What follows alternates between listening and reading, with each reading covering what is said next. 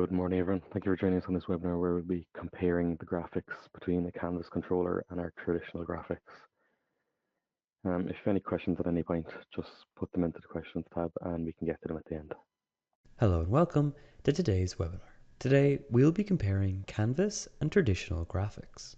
First, we will start by outlining what exactly traditional and Canvas graphics are. Then, we will spend the rest of this webinar comparing the two.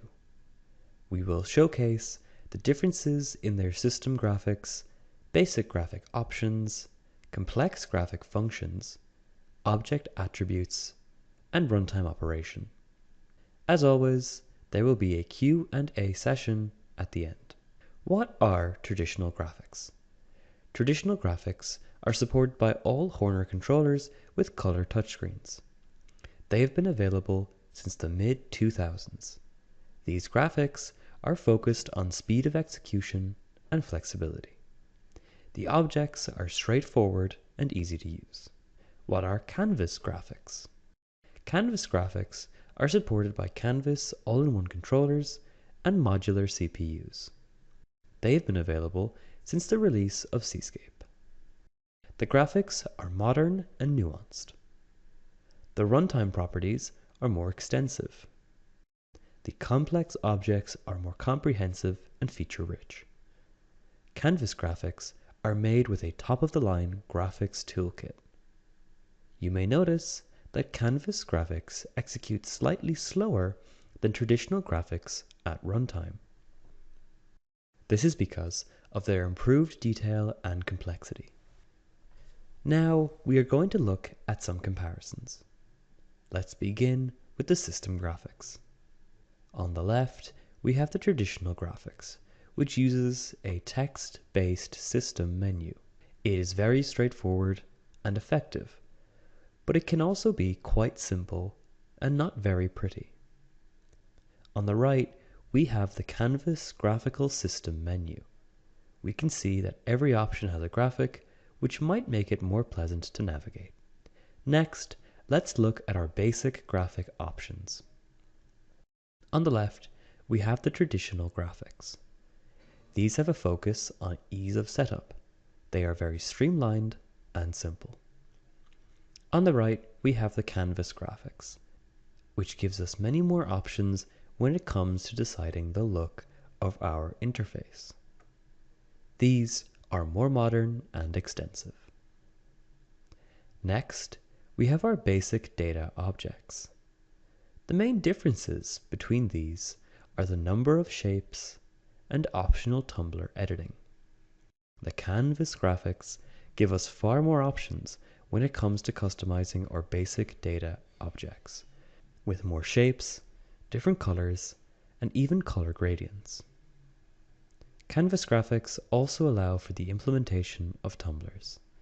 As we can see in the lower right, this allows us to scroll through options like they are on a scroll wheel. Next, let's look at sliders.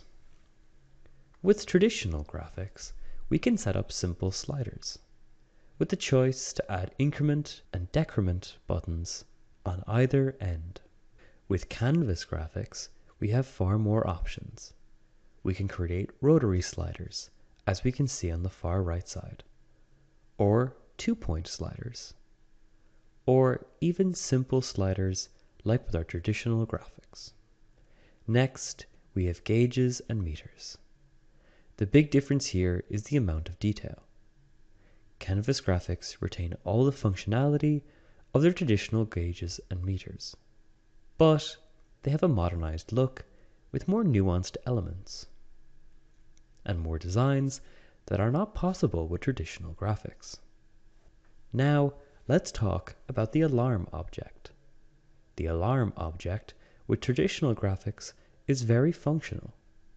You can create a button which tells you what alarms you have active and their status based on color. When pressed, this button will open a detailed list for more information on your alarms. With Canvas graphics, you have more options that expand this functionality. You can now have an alarm ribbon displayed on the top of your screen. And the alarm list has been updated. Next, let's look at data graphing objects, specifically at trends. Starting with traditional graphics, you are limited to 4 pens per trend.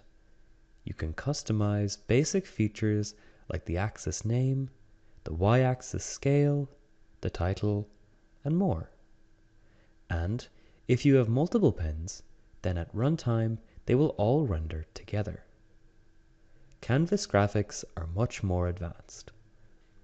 To begin, our maximum pens have been increased to 16 per trend. Multiple axes can be displayed on the same graph and at the same time. This is useful for pens with differing scales, for example, temperature and pressure. To make things clearer, at runtime, you can temporarily hide pens to make others more visible. This is useful when trying to monitor a single zone or a single element, for example, temperature in a specific area. Another big advancement with Canvas graphics is the ability to graph more than just integers. Along with integers, you can also trend double integers, floating point values, and more. Continuing with data graphing objects, let's now discuss XY graphs. The object called an XY graph in traditional graphics is not technically a true X versus Y graph. In reality, it simply takes a list of variable values and graphs them all on the y-axis. This is what is available with traditional graphics. Now, in Canvas graphics, we have retained this style of XY graph, but we have also included many other types of graphs, such as scatter plots, and a true XY graph, which we call a multi-point graph.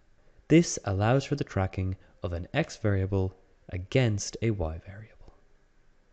Now, let's look at recipe handling.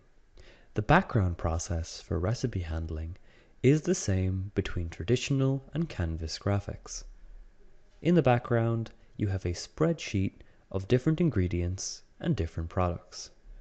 But what you see displayed on the screen and what the operator can do at execution time is much different. With traditional graphics, you are going to build a screen that allows your operator to make adjustments to recipes, to change recipes, and so on. However, this screen must be manually created using objects and buttons. With Canvas graphics, you have a pre-configured recipe object that you can configure options for. You can add graphics to it, you can have a scroll list of recipes, and more. You have many pre-configured options, seen here along the bottom right, that lets the operator precisely customize the recipe at runtime. Canvas graphics make the process of setting up recipe handling much quicker.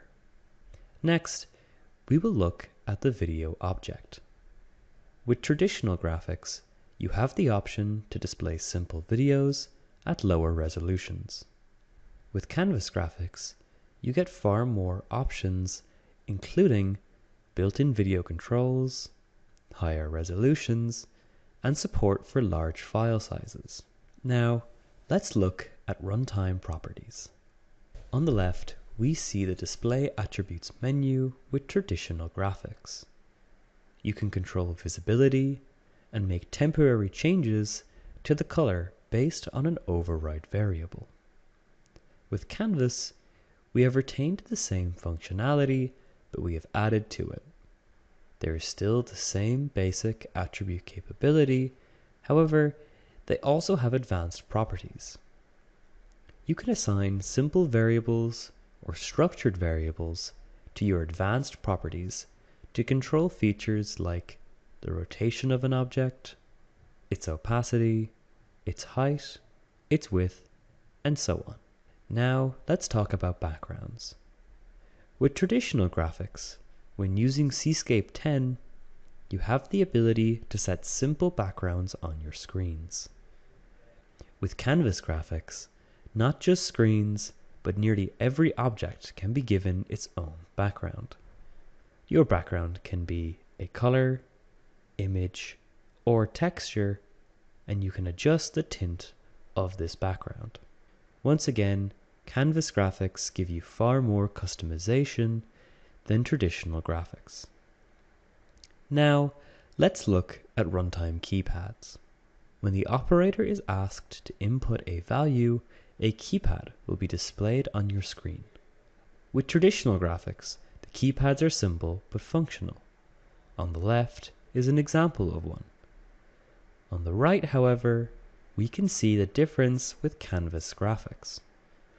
These keypads are built with a modern graphics toolkit, and so they feature a modern look and feel. You can have a full keyboard as your keypad with Canvas graphics. There is also built-in support for Tumblr objects, if you would prefer to spin through a set range of characters.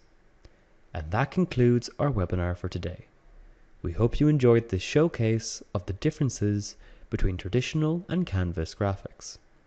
Thank you so much for listening, and the Q&A session will begin shortly.